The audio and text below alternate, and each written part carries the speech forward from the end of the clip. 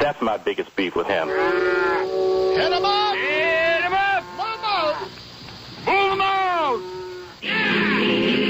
We want to know what's bothering you in the world of sports. Give Murph a call at 312-644-6767. That's 312-644-6767. And tell him what's beefing you in the world of sports. What's Your Beef is brought to you by Brown's Chicken Sandwiches and Catering and BrownsChicken.com. BrownsChicken.com to find the Browns nearest you. Also, go to BrownsChicken.com.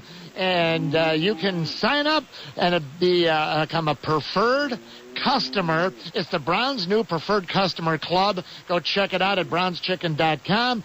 Automatic email notices of special offers come right to you. Instant access to download coupons to print and use at your neighborhood Browns, and there's an exclusive number of offers going out only to the club members like you. Also, let's go to the beef lines. I want to hear your sports beefs. 644-6767. Robert from Itasca's first. Hello, Robert. Hey, buddy. Hey, what's your beef? Oh, man, my beef is with these on-fire shooting machines who can't sink free throws when it matters most. How about Noah? He's been on a run of, 25 out of his last 28, and then he clunks 2 over 2 in the second overtime when they needed it the most. I'm talking more about Ben Gordon. Oh, Ben. He missed that first free throw. Yep. That didn't give him that 4-point lead, and then Wade came and tied the game. I know. Ben Gordon, last 15 points of regulation for the Bulls. And even Wade missed one key free throw. But I like your beef. I like your angle. Yeah. Hang on, Robert. Don't visit my friends at Browns. Thank you. Hook up Robert. He knows it tastes better. Lunchtime, probably an Italian beef, an Italian sausage right now. Put it together. It's a combo in Chicago. It's the favorite of Browns president Frank Portillo. Let's go up to McHenry. Bob on the score. Hello, Bob. Hey, Mike. Hey, what's your beef, buddy? Hey, Mike, I want to avoid making it sound like a tool of the week, and also I want to avoid berating your fans, because I know you appreciate all the people that call in. But listen, I am tired of people calling, and they read you the right act Friday with the tool of the week. I remember that, yeah. About Soriano leading off, and to lay off of him. My God, if this is not the time preseason to have the guy not lead off, and look, Terrio's batting .476 right now. Right. Soriano's up to a robust 167 after he went 1 for 4 with a homer yesterday. That he happened to hit in the second inning with 2 men out and a man on. Do you get my point? Well, you know what it is, Bob, and I think a lot of people don't understand the theme of this discussion is not necessarily can Soriano lead off or not. The theme is if he batted lower, he would have probably 120 ribbies instead of 75. Where would he better serve the team? Well, the thing is that, I disagree with you on one thing. I think Soriano ought to bat third. Right. Leave Ramirez in a cleanup spot, put Lee down sixth, have Bradley bat fifth. Yeah. But I put Soriano in the 3 spot because, he's got the power. I got no problem. He's got the speed for the top of the lineup. I got no problem with Soriano third because his RBIs would go through the roof. That's the key point. And you got on-base guys coming out your hiney. You got it, Hey, Mike. Bob, thank you, buddy. All right, take care. Oh, boy. Sometimes they agree. Sometimes they don't. That's why we have Tool of the Week. What's your beef? 644-6767.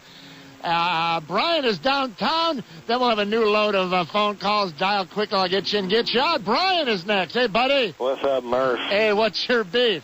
Well, last week I told you I haven't been following the Bulls since Mike left, but I just happened to turn on the game in the fourth quarter when the Bulls were leading with seconds to go, and how come they couldn't stop putting the ball on the floor?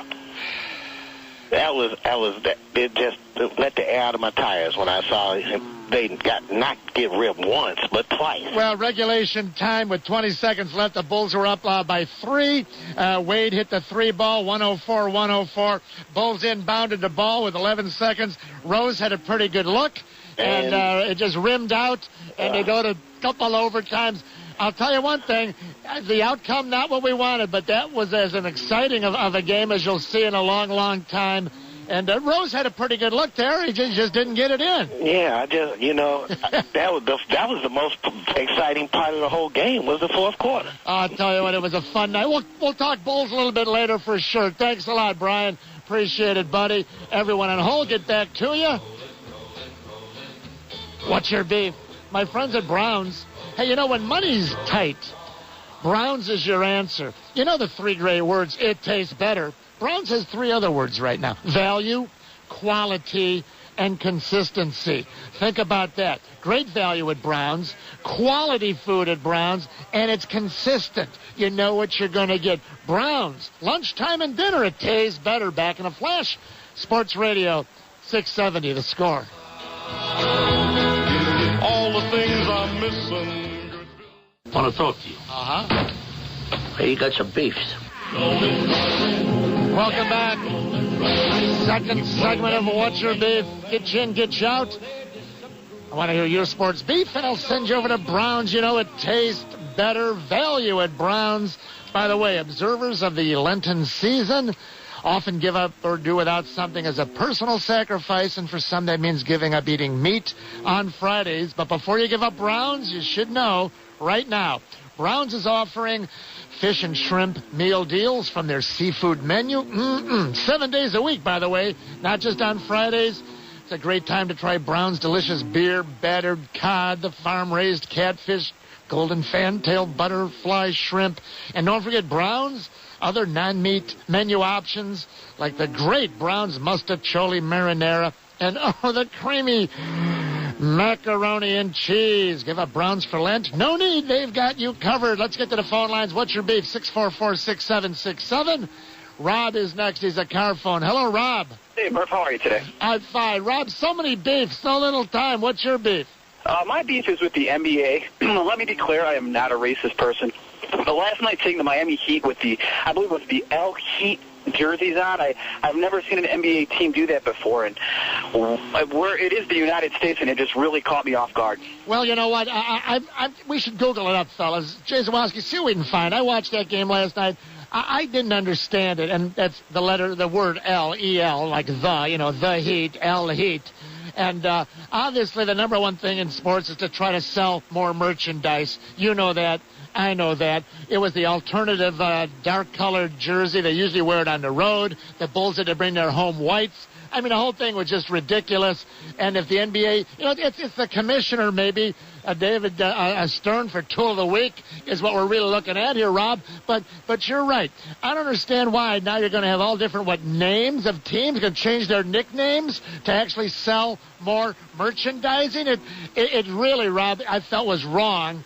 Just on the level of they aren't El Heat, they are the Heat. At least that's what they're listed as their official team name, right? Absolutely. I mean, are you going to have Ginobili's jersey next from his country? I mean, they could just start a whole new thing. They may. Kind of confusing. Well, you know what? The NBA, I heard Mully and Haley this morning read about them. They're in big money trouble, the whole league. They've got these contracts. They're wondering how they're going to pay them. The arena was half empty there last night. Miami, Phoenix, Vegas, L.A. There's a lot of towns as bad as we have it here in Chicago, and it's not good here either. Don't get me wrong, Rob. But some of these other markets are decimated even more because of their housing bubble in like Miami and Phoenix, for instance. I don't know how a lot of these teams are going to be able to survive. Maybe we're going to have to adjust to a new world when it comes to any way to sell a couple jerseys and make a little more money. I don't know we're going to be able to fight this or even nip it in the bud, Rob. No, I think it's just the beginning, Murph. I think it's the new trend. I think we're going to have to get used to it, and it's a sign of the times. Hey, nicely done. Hang on, go visit my friends at Browns. All right, Rob? Thank you, buddy. Hook up car phone Rob there, Jay Zawoski, if you would. He's probably going to go over and say, you know what, I want a big lunch. I want one of the meatball sandwiches Murph talks about with the marinara sauce. My favorite, Maxwell Street Polish, yellow mustard, grilled onions, the Italian beefs, the Italian sausage, the values at Browns. You know, it tastes better. Let's get back to the phone line. Hey, Murph. Yeah, Jay Zawoski. What's your beef? Oh, I thought you'd never ask. Blue. The color blue. Oh, okay. Watching the Cubs-Brewers TV Saturday. I mean, it happens. I mean, this has been a beef of mine probably for about the last 5 years. Watching the game. Milwaukee Brewers and the Cubs. got the game on TV Saturday afternoon. They're all wearing the same uniform. The Brewers got their blue. The Cubs got their blue. Everybody's wearing the same color. You know what? How about an idea? You phone the other team before you get on the bus. Go, hey, are you wearing the alternative blues? Are you going to wear whites? Or are you going to wear gray? They're all wearing blue. But what can I do? I'm just a fan. I'm eligible. Oh, I wish I were. I'd go to Browns also. Thanks for participating in What's Your Beef. Join Murph for another edition of What's Your Beef. What's Your Beef has been brought to you by Brown's Chicken Sandwiches and Catering and BrownsChicken.com. All winners of the Mike Murphy Show are only eligible to win prizes once in a 60-day period. That's the small print.